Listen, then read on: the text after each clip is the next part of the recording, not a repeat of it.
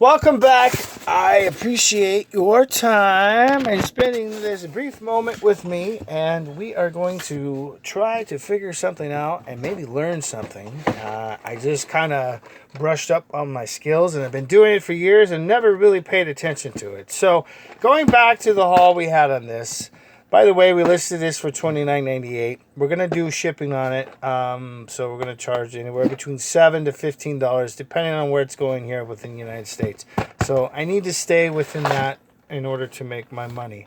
I was listing this, and when I was prompted to do the MPN number, it's Michael Papa November. That's manufacturer part number.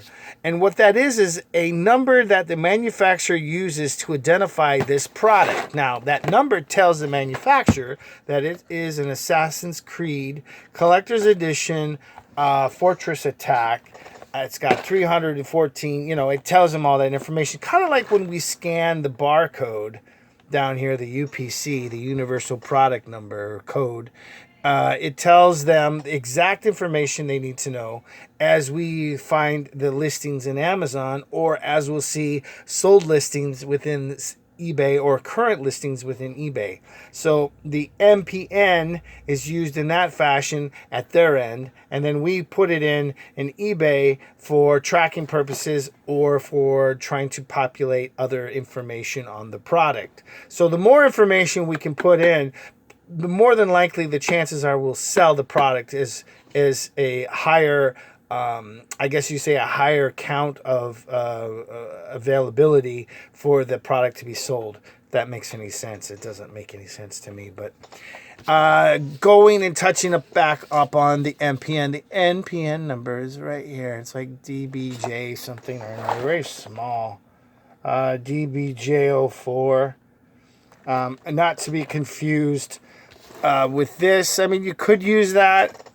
What I like to do is take a picture of this information and put it in my posting so that the customer knows that I actually have the item. If anything comes up where it says that the item is counterfeit, I could say, I got the UPC, man. There it is right there. So I don't know if you do that. It's something you might want to consider. Who knows? But the UPC tells an individual from this point here to here what country it's from, I believe, and then from this point here to here it tells them the product.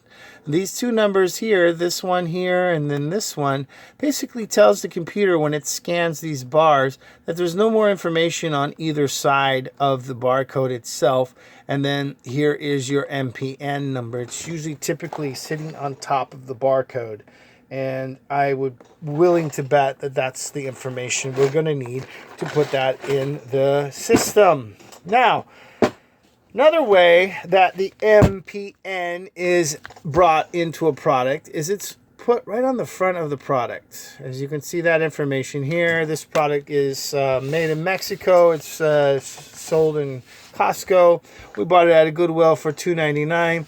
Probably going to get about $21 for it. It's about it's close to 3 pounds.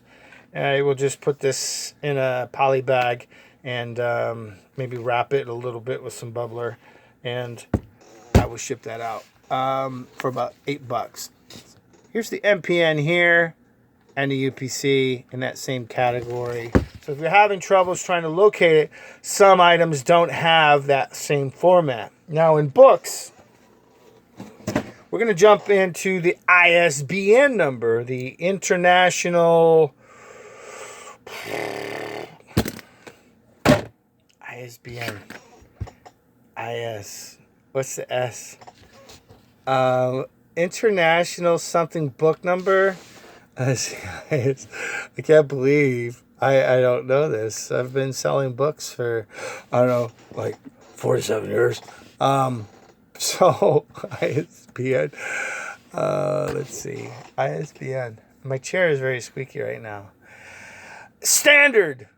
International Standard Book Number. I cannot believe you dum-dum. Why didn't you know that? Okay, so the ISBN number is a tracking number that they used to use before the UPC, the Universal Product Code.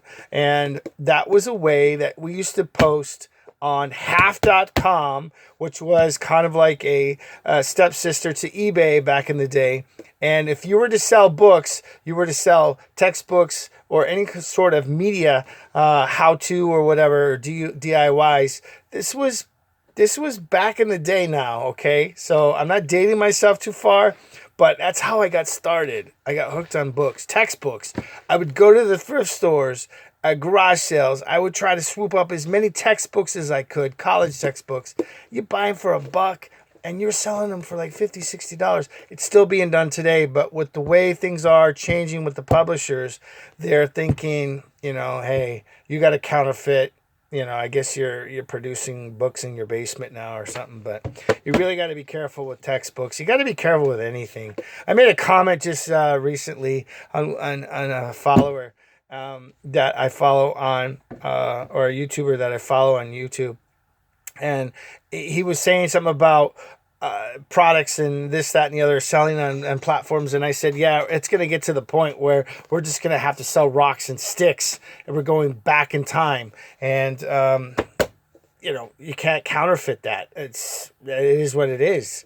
And I'm thinking maybe we're going to start selling pet rocks again, like they did back in the 80s. I don't know.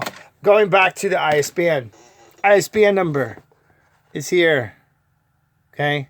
And the UPC. So if you have a book, like I have a book from the 1700s, it's not going to have either one of those. So I'm going to have to do it by the title. I'm going to have to do it by condition. I have to do basically on what the item is tangibly presenting itself versus the information that's plugged into these numbers. And you would either use this number here or this number here, but in modern day technology with phones and whatnot, you can just scan the barcode. So if you don't know that already, there you go. It's free information. Enjoy it. Don't let your head swell up too much.